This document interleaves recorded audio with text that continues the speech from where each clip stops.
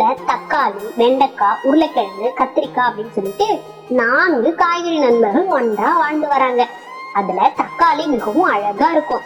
அதோடைய கண்ணுங்கள் பளபளன்னு ஜொலிச்சிட்டு இருக்கும். அந்த தக்காளி மிகவும் பலசாலியாவும் கூட இருந்தது. ஒரு நாள் வெண்டைக்காய், உருளைக்கிழங்கு, கத்திரிக்காய் ஆகிய 3ம் தக்காளிய பத்தி பெருமையா பேசிக்கிட்டு இருக்குதுங்க.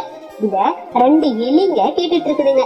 உடனே அந்த எலிங்க தங்களுக்குள்ளேயே பேசிக்கிதுங்க, நாம எப்படியாவது இந்த தக்காளியை ருசி பார்த்தாகணும் அப்படின்னு சொல்லிட்டு. உடனே அந்த 2 எலிகளும் இரவு தக்காளி தூங்கும் போது அதை கடத்தி போகலாம் அப்படின்னு முடிவெடுக்குதுங்க. இரவு தக்காளி அதோட வீட்டுல உள்ள கட்டில்ல நல்லா படுத்து தூங்கிட்டு இருக்கு. அப்போ இந்த 2 எலிகளும் மெதுவா வீட்டுக்குள்ளார நுழைஞ்சு அந்த தக்காளி கட்டில்ல தூங்கிட்டு இருக்கத பாக்குதுங்க. உடனே அந்த 2 எலிகளும் தக்காளிய படுத்திருந்த கட்டலோடு தூக்கி செல்லலாம்னு முடிவெடுக்குதுங்க. அதுக்கப்புறம் மெதுவா கட்டில தூக்க முயற்சி செய்யுதுங்க. ஆனா அந்த கட்டில் மிகவும் கடினமா இருந்தது. இருந்தாலும் அந்த 2 எலிகளும் ரொம்ப கஷ்டப்பட்டு தக்காளிய கட்டிலோட தூக்கிக்கிட்டு போயிட்டு அவங்களோட வீட்டுல வச்சிருதுங்க. அதுக்கப்புறம் தக்காளி சங்கிலியால கட்டிட்டு அந்த 2 எலிகளும் வெளியே போகுதுங்க.